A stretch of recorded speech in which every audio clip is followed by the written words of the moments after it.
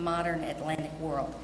Now, I'd like to give a great round of applause for our speakers and for Dr. Gehring, who is going to begin.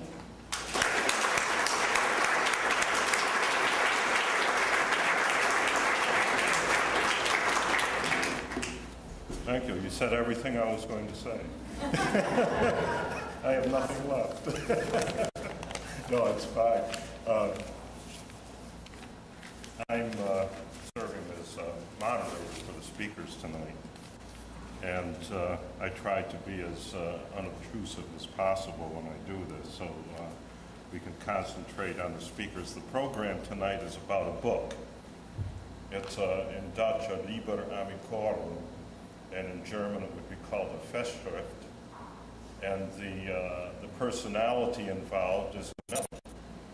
This was the whole idea going back a couple of years ago when we first conceived of this idea to use New Netherland as the centerpiece of a book and to give honor to this colony that has been neglected all these years.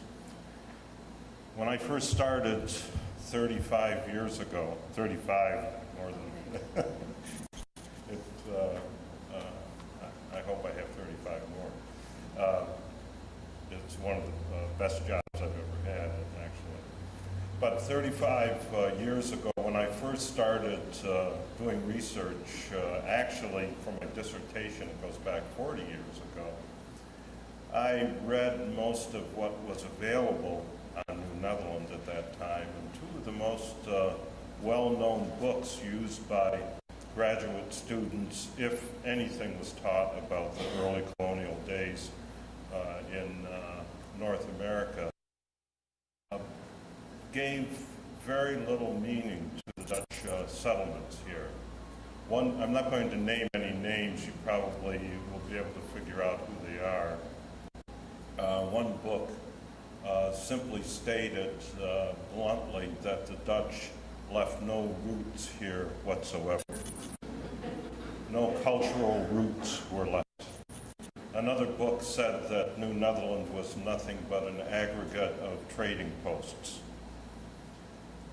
And when I first started research, I was amazed at how wrong they were and how much material there was, how much of an imprint they left. My dissertation was on the survival of the Dutch language, or New York Dutch, going into the 18th and 19th centuries. And I knew that there was a lot more to Dutch survival than what they had given credit for. It has been very disappointing over the years that people are still struggling with this and still trying to figure out who the Dutch were. I keep getting people calling me up and say, I just discovered you. I just read Russell Shorto's book, and well, I've been doing this for 30-some years, and if it hadn't been for Russell, we wouldn't be known probably countrywide or maybe worldwide. The book, as you know, has been translated into Brazilian Portuguese, into German, into Dutch, and into British English, where they spell center with an R-E instead of an R. This book demonstrates the Dutch footprint in the New World. Each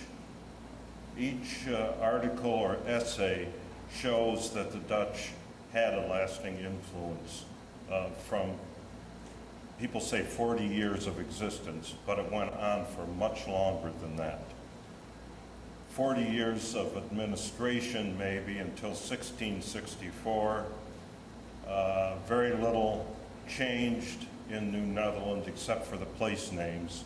The Dutch maintained control, administrative control of most offices.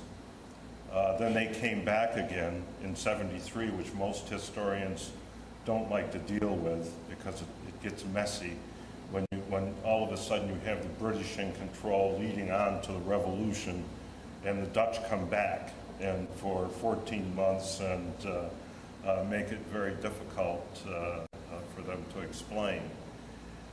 But the Dutch language survived in some places as late as the 1880s. We have an anecdote from the Schuyler family where the women